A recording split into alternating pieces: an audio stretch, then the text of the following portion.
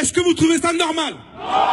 Est-ce que vous trouvez qu'en 2017, à l'heure où toutes les nations sont censées être indépendantes, à l'heure où l'Afrique est censée être le continent, la terre où il y a les plus forts taux de croissance, que l'Afrique soit encore soumise à un régime d'esclavagisme? Vrai ou pas? L'Afrique regorge de cerveaux. L'Afrique regorge de gens compétents qui peuvent eux-mêmes décider du sort de ce continent. La grande force de ces gens, c'est d'avoir toujours un temps d'avance. Ils nous ont eu au moment des indépendances, en nous octroyant des indépendances, et dans le même temps, mettant en place des accords de coopération qui font encore qu'aujourd'hui, au Niger, l'uranium est extrait quasiment gratuitement par Areva. Chaque génération a une mission. Quelle est la nôtre? Parce que le franc CFA, c'est pas seulement l'argent. Le franc CFA impose un mode de gouvernance. L'existence du franc CFA a mis un enfant au monde qui s'appelle la corruption. Parce que vous ne pouvez pas dire à quelqu'un que vous êtes le problème et leur demander de vous financer. J'ai compris une chose sur le continent, c'est qu'il faut rééduquer nos sociétés. Il faut tout déconstruire. Et il faut prendre les enfants à partir de la maternelle et leur redonner la fierté d'être africain. L'Afrique est un continent ouvert. Nous acceptons tout le monde. Nous sommes avec tout le monde. Tout le monde vient, tout le monde se sert, tout le monde prend et tout le monde s'en va. Il n'y a que les Africains qui ne sont pas conscients que leur continent est riche. Et il faut éclairer les populations, nous qui vivons ici, pour que les peuples comprennent que les présidents d'Afrique sont les employés des populations. Le jour qu'ils comprendront ça, je crois que les choses vont changer. Je vous remercie. Merci. C'est le sang des autres qui ont forgé notre lutte. Et la lutte pour la souveraineté monétaire est très importante. C'est une question de dignité. Ce n'est même pas une question de dignité. C'est comme un virus que l'on a inoculé dans le corps de notre ennemi. Et le virus est en train de faire son chemin.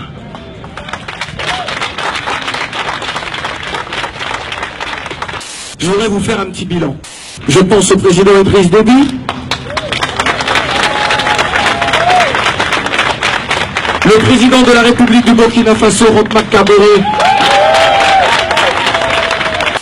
Ce que l'on demande aux responsables politiques en Afrique, ce n'est pas d'être forcément contre le franc CFA immédiatement, mais c'est peut-être de regarder le niveau de vie des gens, de consulter ces jeunes qui sont engagés au sein de la société civile, qui veulent changer leur monde, qui veulent changer le monde, qui veulent changer le regard que l'on a sur l'Afrique, mais surtout le regard qu'ils ont sur eux-mêmes, pour des questions de dignité, de légitimité et de peut-être entrevoir un avenir meilleur pour ce continent. Nous aimons à dire, et il faut le répéter encore et encore, tant que l'Afrique sera méprisée, tous les Noirs et les Métis du monde seront insultés et ne seront pas considérés.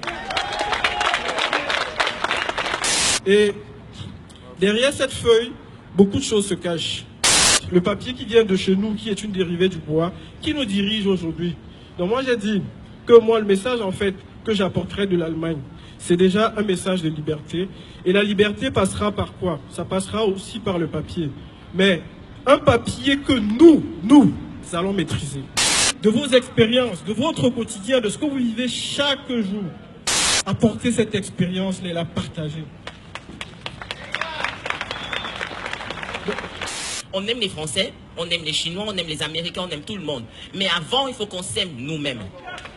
D'accord? Il faut qu'on commence par s'aimer nous-mêmes. Boycottons ces produits. D'accord? Parce que même s'il n'y a pas d'alternative, l'alternative va se créer. La nature a horreur du vide. Il y en a marre de faire des générations de soumis, des générations de... je sais pas, on te gifle sur la joue gauche, tu tends la joue. Je sors le bateau, je te rends. D'accord?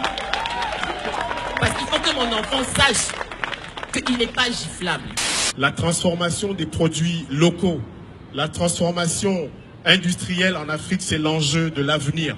J'entends dire dans les discours, dans les médias que l'Afrique est l'avenir de l'humanité. Non, l'Afrique est le présent de l'humanité. L'Afrique a été la matrice de l'humanité. Quand vous allez sur l'avenue Montaigne, acheter du Gucci, acheter du Chanel, acheter des produits qui vous coûtent des centaines de milliers d'euros par an, est-ce que vous vous êtes posé la question de savoir si votre budget d'Africains de France, de Noirs de France, a servi à nos mamans qui sont au Mali, au Sénégal, au Togo, au Bénin, au Niger, à Djibouti, à Comores et à Madagascar?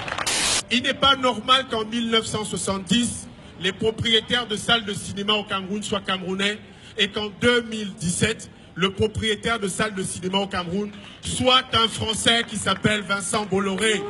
C'est une absurdité. Ne vous laissez plus tromper, parce que le Ndop, le Kété, les velours du Kassai, c'est grâce à cela que Yves Saint Laurent, Christian Dior, Paco Rabanne sont devenus des gens importants dans l'histoire de la mode. Et que nous les Africains, à chaque fois qu'on nous parle en paternaliste. Souvenez-vous que Picasso, sans la découverte de la statuaire africaine, que serait l'art occidental? Rien du tout, ce serait du figuratif. On allait peindre des arbres, on allait faire de l'impressionnisme comme Gauguin ou Monet. Mais avec la découverte de la statuaire africaine, il y a eu le cubisme. Et ça a tout transformé dans l'art occidental. Et c'est attribué à qui? À Picasso, un Espagnol et Français. Et non à nos frères Tchokwe, nos ancêtres Tchokwe, Pounou, Fan, ceux qui étaient de l'empire du Monomotapa, du royaume Congo.